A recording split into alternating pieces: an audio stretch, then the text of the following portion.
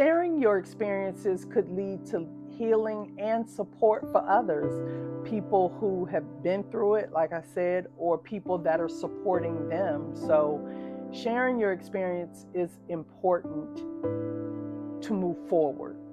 One of the things that was brought up was, how difficult it can be when you come forward, feeling isolated, feeling targeted, meaning, people, oh, she was the one that got molested, or she was the one that this happened to, or he was this, that, and the fourth, and rolling eyes and that kind of thing. Like,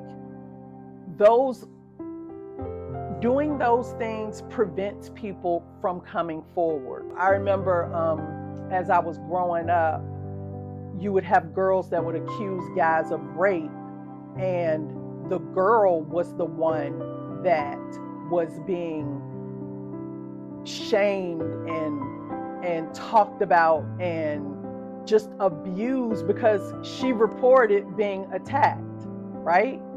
And that's not how it's supposed to be. It's supposed to be that way against the perpetrator, but regardless of how we look at it, we want to remove those barriers that keep people from coming forward. We want people to know that they have a safe place to land if they're going through this or have been through it and they need to share their story. Providing that safe space, that environment to give people a place to open up and share and report is vital. It's extremely vital because it removes the barrier. It helps fight against having barriers to reporting. And I think for a lot of victims, that is the main thing. Like, they don't want to have to go through the ridicule, the eye rolling, the whispering, all of that. I know for me, I was just confused. I didn't understand it. If you have been through this, or you know someone, or you suspect, contact someone. Reach out to a hotline. We're going to list a hotline and some support centers in the description for you to reach out to. Reach out to someone. Call the police. Do something. Don't let the people that you love suffer because they are too afraid to come forward. One of the main excuses that predators use is that they're going to hurt someone. Like, if you tell, I'm going to kill your mother, or I'm going to kill your siblings, or something like that. And you see it on TV, right? And you think it's uncommon, like you think that's only on TV, but really they get these stories from real life. These are things that have happened to people. These are things that are happening as we speak to people that you know. As a matter of fact, let's talk about the statistics. Okay, according to the National Sexual Violence Resource Center, 1 in 5 girls and 1 in 20 boys are victims of child sexual abuse. 1 in 5 girls and 1 in 20 boys. And if a young lady or a child is abused once, it is more common and more likely for them to be abused again by someone else. And that speaks volumes, because if you are dealing with depression or drug abuse or alcohol abuse after going through something like this, it lowers your boundaries. It lowers your defenses. So you are more likely to let it happen again, or have it happen again, not let it happen again. These things are so important for us to talk about right now. We're going into a presidential election in less than a month, where we're talking about whether or not we're going to elect a woman or a man who has been accused of this multiple times with underage girls, who has put his hands on and done things to grown women without their permission.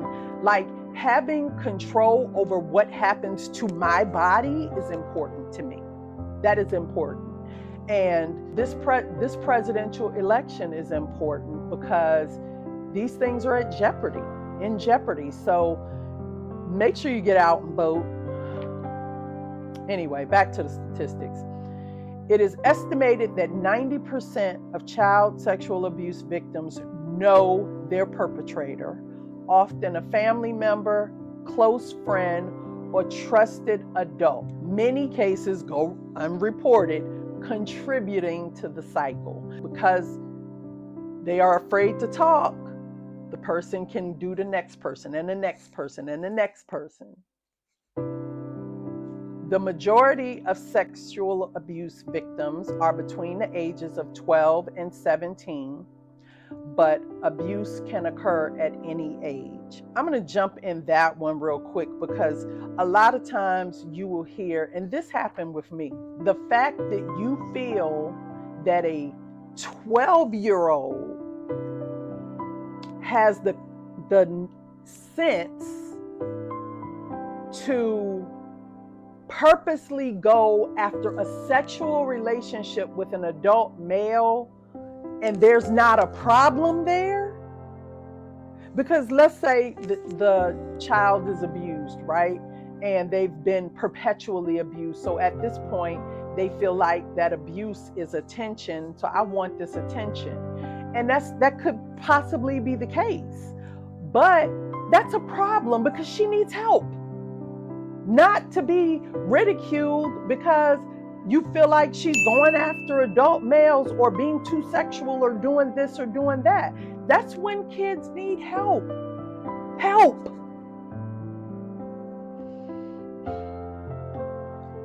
Anyway, next statistic. Survivors of child sexual abuse can experience long-term psychological effects, including depression, anxiety, and post-traumatic stress disorder. I said it earlier. Like, there are ramifications for everything, and this is no different. And unfortunately, when you have been through this, it can, the last thing you want to do is break a child before they've even had a chance to even live, right? And so this conversation, I know, is going to be a problem. I know it's going to ruffle some feathers because people, you're not supposed to talk about your business out in the street.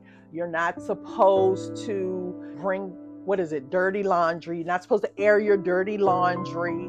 All these different things that you're not supposed to do, which allows the perpetrators to keep doing it because they are not exposed. Then you have hurt people that hurt people. You are perpetrated against, and then you turn around and become the perpetrator. Like, come on now. According to the U.S. Department of Health and Human Services, children who disclose abuse to an adult are more likely to have their experiences validated and to receive the help they need. That's an interesting statistic, and I'm glad to read that. That's good to know that more of the cases that are reported, the kids are helped as opposed to they're not believed or whatever the case is. And if there is a reason why you feel like a child should not be believed, then there should be some therapy, there should be something going on to figure out why those behaviors are going on to make you feel like they are acting this way purposefully. But even so, even if a 12-year-old child comes onto you and says, whatever they say to try to get you to get involved with them, as an adult, I would think an adult would say, calm down, kid. Let's go talk to your parents. Or, you shouldn't be acting like this, what's going on, anything other than, okay, let's go to the hotel, let's go to the bed, like seriously, or let's go around the house and do some inappropriate things, right? And unfortunately, like I said earlier, kids, the brains aren't formed completely until they're adults, until they're over 20, right? There are children that go through what we are talking about and they don't even realize it's abuse. They think that they're getting attention, or that this person loves them, or whatever, is being fed to them at that time. You got kids that are groomed from very young ages about how they're supposed to feel, what's right, what's wrong, all these different things. And some of those things are inappropriate. They are. Now, this statistic surprised me. Child sex abuse increases 70% when you add a step parent to the home. That is sad.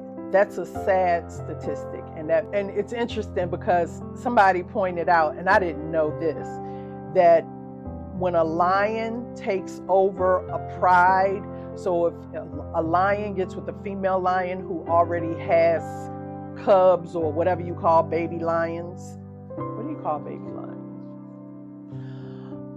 That the lion kills the kids, right?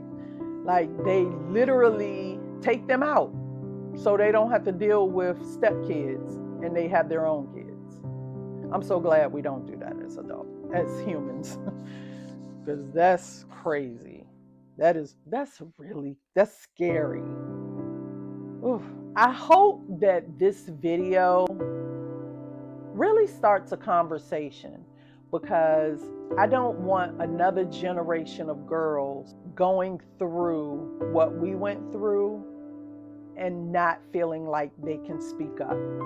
I hope it stops, but we know that's not going to happen. In the event that there are cases of assault that happen, we want these girls to know that they can come to their parents, to know that I can talk to my auntie, I can talk to my teacher, and they're going to help me, not leave me in this situation of abuse. And we need to have conversations with our kids and discuss this. I remember when my boys were growing up, I would constantly ask them, has anyone ever tried to touch your private parts? Has anyone ever asked you to touch there? Has anyone asked you to look at it? Anything dealing with your private parts. And I remember my oldest son would be like, ew, Mom, that's nasty. And I'm like, okay, yeah, it's nasty, but if something happens, tell me. Don't let anybody threaten to hurt me, because ain't nobody gonna hurt me, period. If anything, you be trying to keep your mama out of jail. But let's scratch that. I feel like we need to have a conversation, and this needs to be an ongoing conversation. I would love to get some feedback, some responses in the chat. Let me know, and if you feel comfortable, if you don't, I understand. But if you feel comfortable sharing your situation,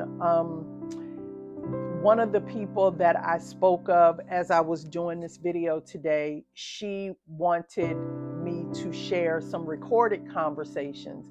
And I feel like it would be best for us to have those conversations live. Your voice matters. And this conversation and sharing our experiences can help break the cycle of abuse. Remember, if you're a victim, it is not your fault. You are not the only one, and there are people that care about you. I know this is a heavy video, but make sure to like our video, and if you want to follow the conversation, subscribe to our channel. We would love to talk to you. Thanks.